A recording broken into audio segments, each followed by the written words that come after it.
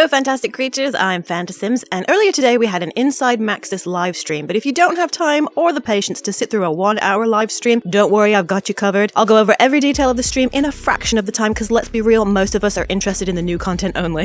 So the stream was mainly hosted by Simguru Rusky, who is a producer, and Simguru Salo, who is a concept artist. First, they went over Latin American players make The Sims. So the You Make The Sims website is celebrating Latin American players, and Simguru Salo shared a bit of his story growing up in Mexico and playing The Sims, and now getting to work on The Sims, and he likes to add the influence of telenovelas drama to The Sims. And similarly, Simguru Rusky grew up in Venezuela and started playing The Sims as a teenager, and now also gets to work on The Sims as well, and she also enjoys adding drama to her stories. Then they talked about how they have partnered with Lano to add their art into The Sims. Latin America is known for their art, and they wanted to highlight that in The Sims, and although in The Sims we can replicate our homes quite well, it's harder to replicate the cultural art, so they wanted to add more cultural art into the game. So this piece of art is by Lano from Brazil. This particular piece of art is called Imagine Landscape. It's an art piece that's going to be added into the game for us, and it was inspired by botany and organic graphic lines. Then they spent some time in a creator chat with other Latin players, and I don't want to dismiss the importance of interacting with other Simmers, so I will include some of the conversation they had, but I'm sure most of you are probably more interested in news about the upcoming new free base game update, so I'm going to try and summarize what they said quickly so we can move on. They met with 4 Latin players to chat with them about how The Sims has impacted them and what they bring to the game. They went on to chat in Spanish but provided subtitles. Some of the highlights of the conversation were that Sims, for them, is the fun of recreating drama, having house fires, representing themselves, telling exciting stories, building absurd creative buildings, creating whatever we want, and how the game has helped players to be distracted from life troubles that can be hard to live through. In Panama, PC games were apparently not very popular, so The Sims was a revolutionary game as a way to live many different kinds of lives and tell all kinds of different stories.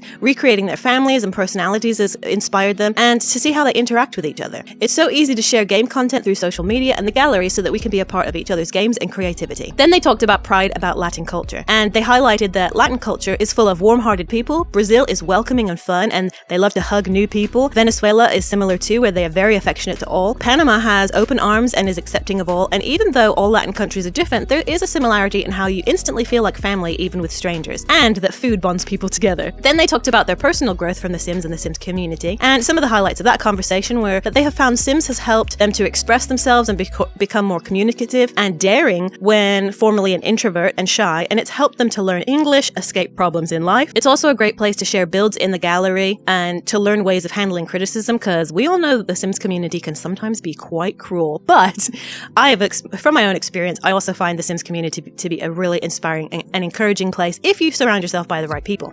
It's also a great game for people with physical disabilities, so through it you can make a living by sharing creations and stories, help you get out of your comfort zone. And one player, Valeria M, shared a very sad story about how her brother recently died, and he actually loved video games, and he was proud of her passion for The Sims, and he died before Cottage Living had come out, and she actually hadn't been playing The Sims for a while, but after he died she got back into the game with the new Cottage Living expansion pack, and she feels like he would be so proud of her, and it gives her an inner peace about dealing with the loss of her brother. So I wanted to share that because that was really touching. Simguru Salo also finds the game to be very stress relieving for him too. And then some more conversation was about how the game inspires them and makes them more competent, achieve goals with Sims. It's fun to take your Sims and progress with them through the gameplay. It's helped them to get into video editing and learn how to grow on social media. It's developed skills that has helped them to land jobs in the gaming industry and meet with a ton of Simmers in the community, because it's a huge networking opportunity in the Sims community. Then they talked about the most proud Sims achievements, and they discussed the opportunity to chat, and the emphasis of Latin American content makes it feel inclusive. Also, achieving goals by doing challenges like the Not So Berry Challenge, playing the game differently with small little features that we often overlook provides new possibilities.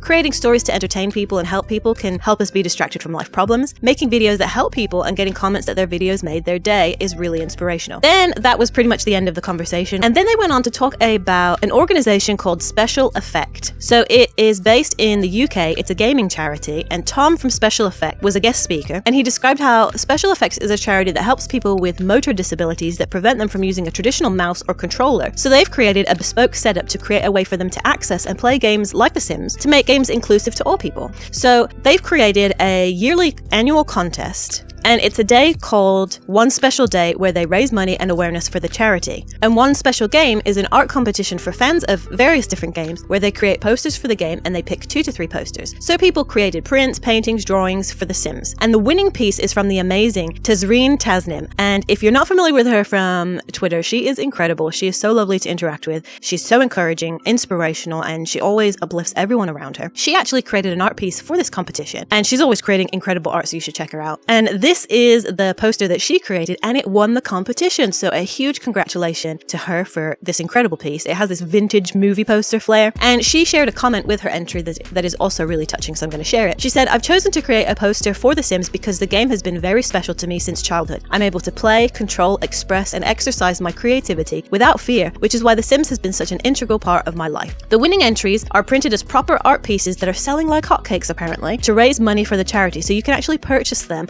on the Special Effects website, which I believe is specialeffects.org.uk. They also showed some of the other art pieces that were entered for The Sims. And this art competition has created great awareness for the charity to help games be accessible to those with disabilities, which is awesome. Then Tom encouraged us to keep drawing because it could one day lead to us becoming a concept artist for The Sims. Then the part you've probably all been waiting for is The Sims 411. And here, the hot topics are the mobility petition. So they thanked everyone for the feedback on how to improve the game. They're currently doing research on gender-neutral pronouns. So our feedback is helping them shape the roadmap for how to improve the base game for free. So that will be coming for those of you who have been petitioning for that. Then they talked about this new delivery method to give us new bite-sized pieces of content for free. And it's called The Sims Deliver Express. And for short, they're calling it SDX. And what it is spontaneous base game updates. It's not a full patch or for new content, and it will act as a seamless addition to normal updates. It could be an asset for a cast or build. It could be tiny fixes that don't need a base game update, something that's not complex but small enough to make a fun little addition to the game or a little fix that is necessary. For now, they're sticking to them being small deliveries of content, and hopefully in the future they will be expanded upon. All you have to do is launch the game and you will get a notification of new content that is available. It will load while you're in the game and you can restart the game to enjoy that new content straight away. SDX is available on every platform. They're going to go into greater detail in a future live stream.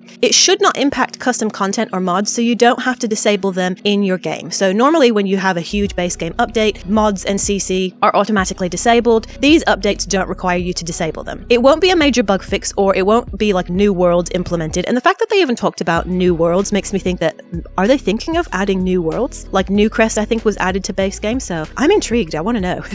And it won't be big things like the updates that come alongside expansion packs or major changes to the game. It's just a companion system of delivery for new small content. So maybe like a new hairstyle, a new outfit, just something small that can be added at spontaneous moments in between major base game updates. You must be linked to an EA account if you are on console to use it and get the notifications to update it in your game. So I'm assuming Origin must be open too for PC players in order to get the pop-up notifying you that there's new content to be downloaded. Every Sims delivery will be automatically included in future updates if you haven't downloaded the little bits of content already. So in other words, if you fail to download them as you get notified about them, they are automatically included in a larger future update. So this is good because if you don't play the game for a month, let's say, you don't have to try and search for where to download those little pieces of content. It will be included in a future patch or update. I'm assuming the downside of that is if you fail to download it when you get a notification for it in your game, then you will have to wait until a future update to get it. But we will have to wait for more details in a future live stream to confirm or deny my assumption. A big question that they have been asked is, will there be more refreshes, pack refreshes like we just had for Spa Day? And Simguru Salov said that even though they love transparency, they are keeping it a secret,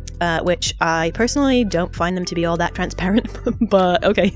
But by Salov's body language, it seems like they are planning something, because he had this cheeky look on his face and he was kind of rubbing his hands like, I can't say anything, but. So I'm assuming that there will be some pack refreshes, but they're trying to keep it as a surprise. Another hot topic question is why is content from purchased packs added for free in base game? Now this is something that does frustrate a lot of players, and then some players think it's a great thing. So what they said is they like to share things that are for representation purposes into the game for free. They are adding hairstyles from other packs into the base game to increase inclusivity. So they actually have some hairstyles from other packs that they've already planned on adding into free base game updates. I don't know how you guys personally feel about this. I mean, on the one hand, I personally feel like if someone has purchased a pack, they've paid for that content, to then have the exact same content shared for free. I'm not a huge fan of that. For me, if you want inclusivity, then make a new hairstyle that is inclusive to all different cultures. But that's my personal opinion. You might disagree, you might agree, that's totally fine. And then they went on to talk about, you know, that industrial kit window, the false advertisement where they showed concept art for the kit and it had a window that actually wasn't included in the kit and a lot of the community was in a bit of an uproar. Well, that window will be available in the base game update in November,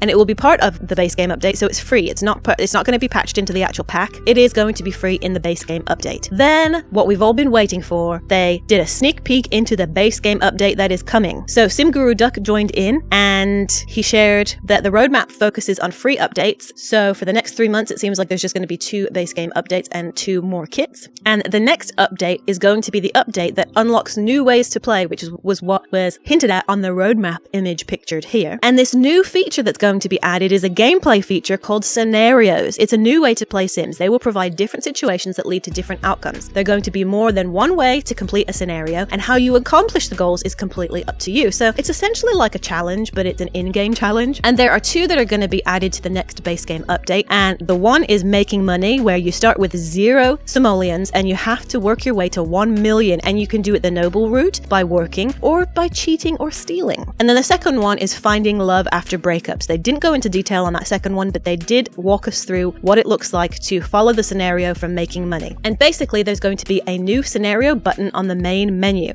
and I'm going to hand it over to SimGuru Duck because he explains it better than I can anyway, and we'll just watch his explanation of how these scenarios work. So next up, why don't we walk through the actual feature in game. Once you've downloaded the updates to the patch to the base game, you will be greeted by this handy dandy shiny new scenario button here on the main menu.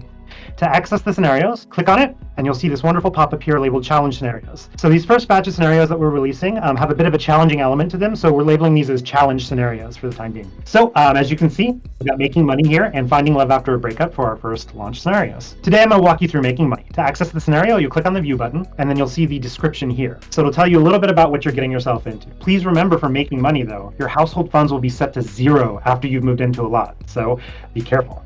You'll also be able to see any household requirements that may be present for the scenario. As you can see for this one, there's nothing listed, so there's no requirements for this one. And then you'll see some potential outcomes. There are some ones that are hidden too, but these are some of the ones that you'll be able to pursue. As you can see at the bottom, you'll have the option to start from a new save or start with an existing save. As a note though, at launch, you will only be able to start a new scenario from a brand new household. Now this is something we're aware of, and we're working to include in a future update to this feature as we move forward. So let's start in a new save today, and it'll bring you right into Create a Sims. You'll notice in the Create a Sims screen, it looks pretty familiar, except for we've got this nice little menu up here on the upper right that will tell you if there are any household requirements to start the scenario. So for making money, there's no requirements here, but for other scenarios, you will see maybe add 2 adult Sims, add 3 child Sims, and that'll all show up here, and it'll let you know if you've met the requirements before it allows you to proceed.